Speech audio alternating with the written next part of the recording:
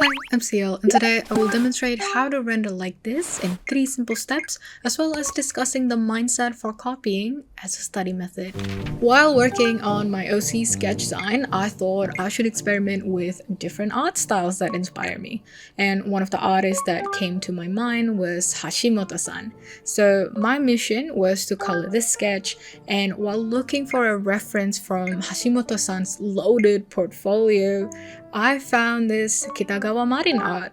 I especially picked this artwork because she has different colored hair in the same way that my OC, him, does. And so, firstly, let's break down what about that style that captured my attention in the first place, and how did I take that and apply it into my own artworks. Because first of all, you can see that they're very different. Even though they might be similar in some elements, they still look like two different art styles. That is because copying one-to-one has never been my intention. If you ever read Steal Like an Artist by Austin Kleon, he basically says that yes, you should steal, but you should steal from a lot of people. And at that point, you will find out your own style, your own voice from mimicking a lot of people, taking what you like, leaving what you don't like, and you're not gonna be a carbon copy of one person. You're going to be a mosaic of all of your favorite artists, plus your own voice and your own identity, and that is how I treat studying and copying. And so what drew me to this artwork, to Hashimoto-san's style, is the rendering, right? But what about the rendering is it exactly? Let me show you. There is no soft shapes, there is no blending, and what I'm talking about is this sort of brush stroke where something has a soft edge to it, and so all of their shapes are solid shapes. They're all one single color that has been arranged beautifully, like this highlight, for example, over here. And you can also see that all of the shirt, they're all just one big shape for the shadow, for the light. And my background is painting, and I painted environment a lot, and I was drawn to it in the first place because I love shapes. I love painting using shapes instead of lines.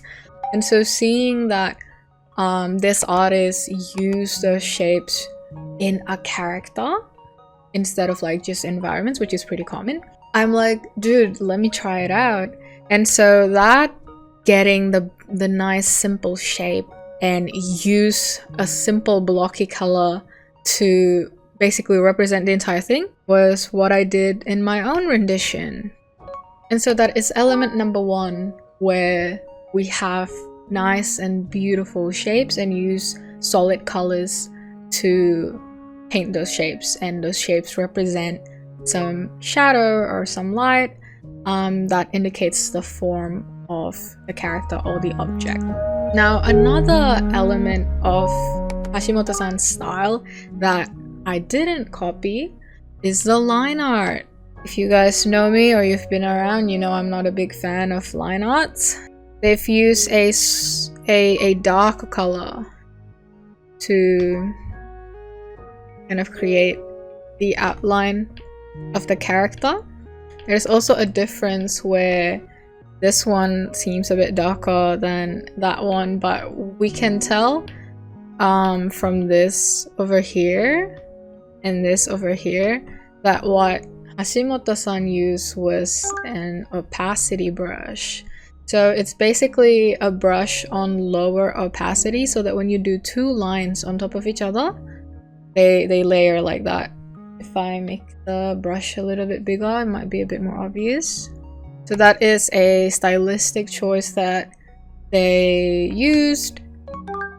Seems like that's something that they use as well for the face here, because you can see, you can kind of achieve that blush by, for example, let's say this is the original color, and that is one line there, and then I stack on top of it. So that is one aspect that I didn't really copy. I have a solid brush for my one, so you can see that these are all just one continuous line. Now we are entering part 3, where we're looking at the base necessary colors to achieve the kind of style that Hashimoto-san has. To put it crudely, you would want 1 base color and 1 to 2 darker color and 1 to 2 lighter color. And basically, this is not a very hard-boiled rule or anything, but to put it very simply and to kind of break it down, especially for beginners, you would have 1 base color and then 1 lighter color for the highlights or for the parts where light hits the object. And you also want 1 darker color that would basically just be the shadow of the object. Yeah, by first having the big shape of the base of the hair and then deciding where the light is coming from. So here my light is coming from that direction, so then I know, okay, these strands of hair is going to be the one that receive the light. And then they also have multiple layers of color, so there's like the base color, and then it goes darker, and then it goes lighter, and there's a few variations of the darker and lighter colors. So with this kind of style where you are kind of forced to pick colors because there's no transition from the opacity, we test around. Like you saw me try it earlier. I try a little bit here, a little bit there, and then my favorite part, adding highlight.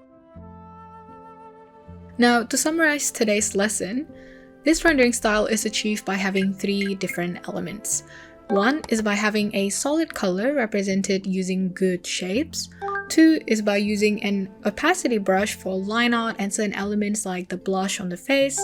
And 3 is by having a color to represent the base color of an object, and a few colors to represent the light and shadow parts of said object. I also recommend watching Marco Bucci's video on good shapes in order to better understand the shape language that I mentioned throughout the video.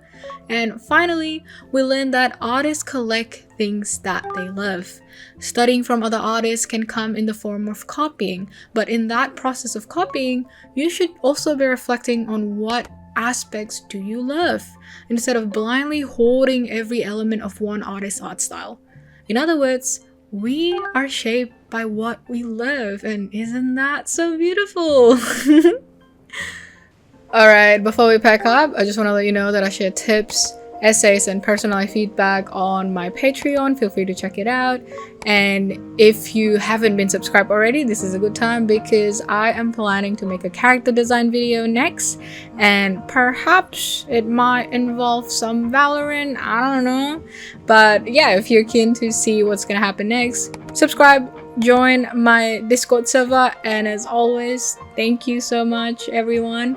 Thank you for subscribing, thank you for being here, and especially thank you for my Patreons as always. Alright, take care everyone, goodbye. I'll see you in the character design Valorant video maybe, I don't know. Bye!